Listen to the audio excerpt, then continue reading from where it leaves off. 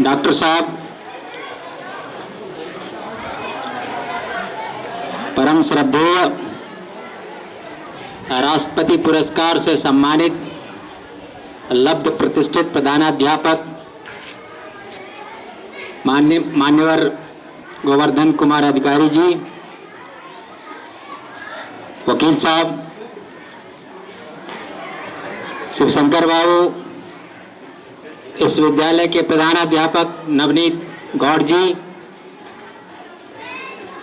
यहाँ उपस्थित सभी सम्मानित अतिथिगण, पत्रकार बंधु, इस विद्यालय के सभी शिक्षकगण और परम अजीज बच्चों, सबसे पहले आज के इस आकर्षक कार्यक्रम और सुव्यवस्थित आयोजन के प्रति मैं सबों को बधाई देता हूं और सभी बच्चों को बहुत सारी शुभकामनाएं देता हूं। इस वर्ष की समाप्ति भी हो रही है और नव वर्ष भी आने को है, इसलिए इसके उपलक्ष्य में भी आप सबों को ढेर सारी शुभकामनाएं हैं। डॉक्टर साहब के वक्तव्य नहीं थे, उन्होंने अनमोल मोती का हार आप लोगों को दिया है। उसमें से एक एक अपने आप में अद्वितीय है और जीवन संवारने के लिए बहुत ही अनमोल भेंट है। पिछली बार मैं जब आया था यहाँ, जबकि जड़ी बूटी और नशा उन्मूलन का कार्यक्रम चल रहा था, उस समय भी बच्चों में मैंने देखा था कितना उत्साह है, कितनी जागरूकता है। और जो वक्ता उन्हें अपनी बात बता रहे थे, कितनी संजीदगी के साथ सुन रहे थे।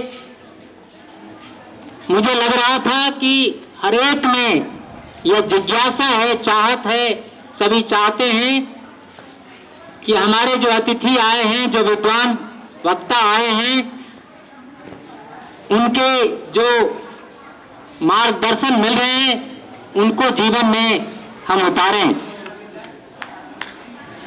यह विद्यालय एक उदाहरण है। प्राथमिक विद्यालय से फिर मध्य विद्यालय और फिर उच्च विद्यालय के स्तर को प्राप्त करना, यह यहाँ का भवन नहीं बताता है, बल्कि यहाँ के बच्चे बतलाते हैं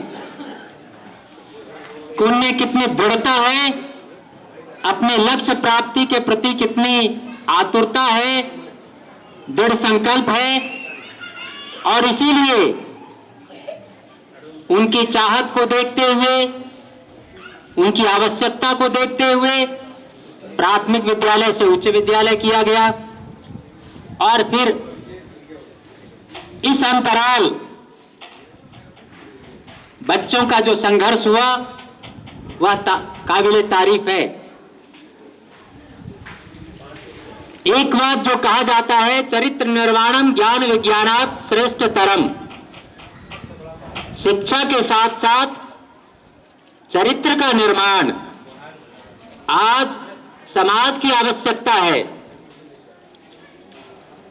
सिर्फ अपने लिए नहीं, पूरे समाज को सुव्यवस्थित करके अपने परिवार के सारे लोगों को सन्मार्ग पर लेकर चलना, अच्छे मार्ग पर ले चलना, उनके अंदर में कोई बुराइयां नहीं हो, आपस में सहयोग की भावना हो, और तब एक आदर्श परिवार बनता है, एक आदर्श समाज बनता है। विद्यालय सिर्फ हम किताबी ज्ञान प्राप्त करने के लिए सिर्फ नहीं आते, हम आते हैं अच्छा परिवार, अच्छा समाज और अच्छे देश के निर्माण के उद्देश्य से भी। और इस नाते आपको प्रतिदिन अपना मूल्यांकन खुद करना है। आप देखते हैं, जानते हैं, एक दुकानदार जब सवेरे दुकान खोलता है और शाम को जब घर जाने का वक्त आता है तो सारा हिसाब किताब करता है कि हमारे कौन कौन से माल बिके, किस माल को बेचने में हमको लाभ कितना हुआ, किस माल को बेचने में हमको घाटा हुआ। पूरे दिन के अपने व्यापार का हिसाब शाम को करते हैं। उसी तरह हम भी जब सोने जाते हैं, हर एक बच्चों के लिए यह ध्यान देने लायक है कि जब हम सोने के लिए जाते हैं तो 1 मिनट हम अपने दिन भर के क्रियाकलाप, दिनचर्या पर जरूर ध्यान रखें कि आज हमने क्या काम किया, कौन सा अच्छा काम किया और कौन सा बुरा काम किया। अगर कोई गलती हो गई, किसी को ऐसे कठोर शब्द कह दिया, कुछ ऐसे काम हमसे हो गए जो नहीं करना चाहिए था, इसका हिसाब किताब जरूर कर ले सोने के पहले, इस संकल्प के साथ कि जो काम आज और अच्छा करना चाहिए था, कल आगे इससे और अच्छा करेंगे। जो गलती आज हो गई, जो भूल हो गई, उसे भविष्य में नहीं दोहराएंगे। जब प्रतिदिन का हम लेखा जोखा अपने लिए करेंगे तो निश्चित रूप से कल आने वाला कल का दिन पिछले दिन से बेहतर जरूर होगा। कड़ी मेहनत आवश्यक है। आज प्रतियोगिता का समय है। सिर्फ आप विद्यालय स्तर पर अपने आप को सिमट करके नहीं रखें, आप राष्ट्रीय स्तर की बात सोचें कि हमको राष्ट्रीय स्तर के पैमाने को कैसे प्राप्त करना है।